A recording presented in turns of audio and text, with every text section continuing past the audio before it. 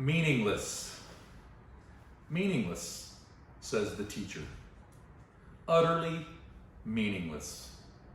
Everything is meaningless.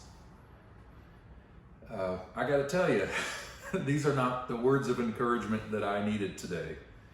But these words come from Ecclesiastes chapter 1, verse 2.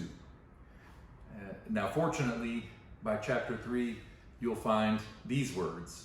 Ecclesiastes 3, 12 and 13 read, I know that there is nothing better for people than to be happy and to do good while they live, that each of them may eat and drink and find satisfaction in all their toil.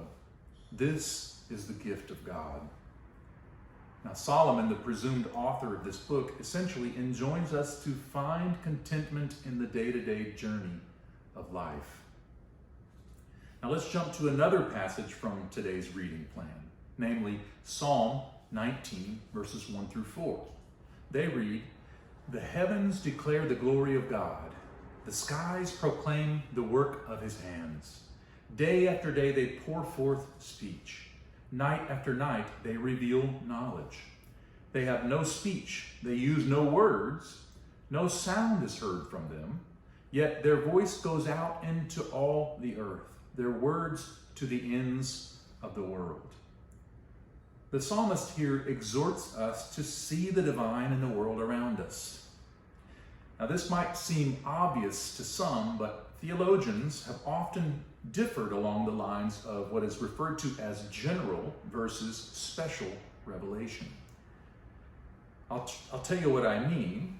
The Westminster Theological Dictionary defines general revelation as, quote, God's self-disclosure and self-communication in the universe and created world.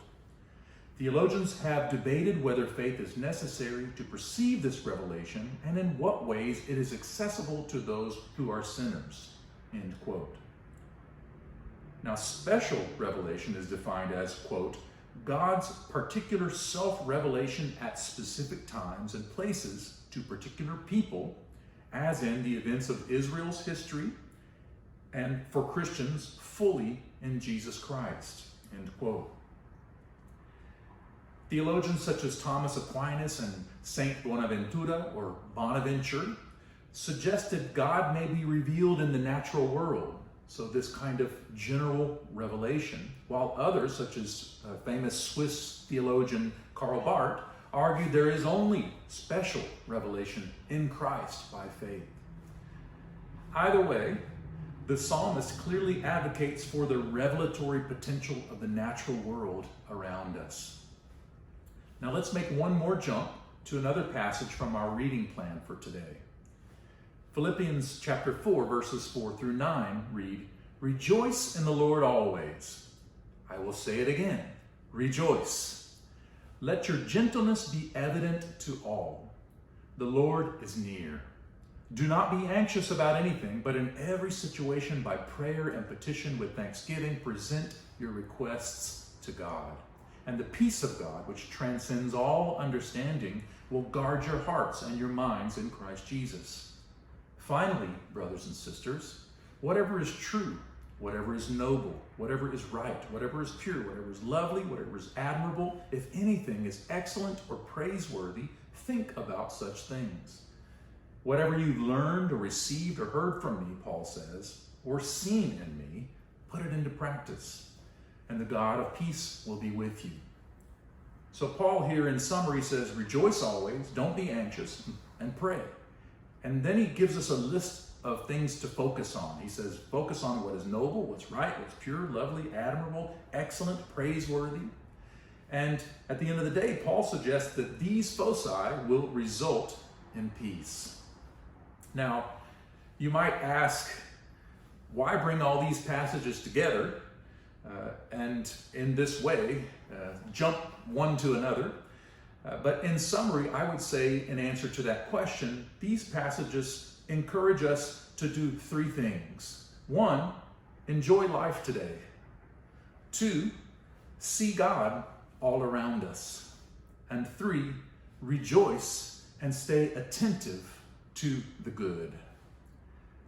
Now, this reminds me of a song called All Around that I used to sing years ago, and I hope that it will encourage you to think about how you can enjoy your life today, how you can see God around you, and how you can rejoice being attentive to what is good.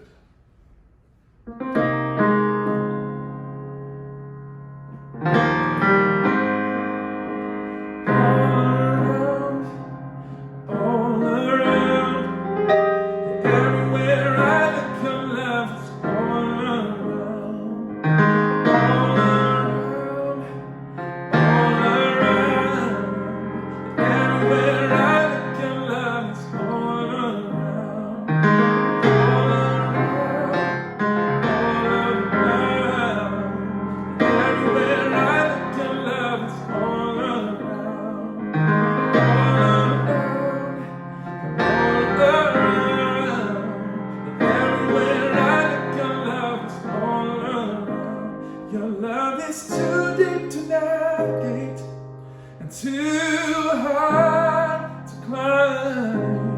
And still it's available time after time after time. 'Cause all around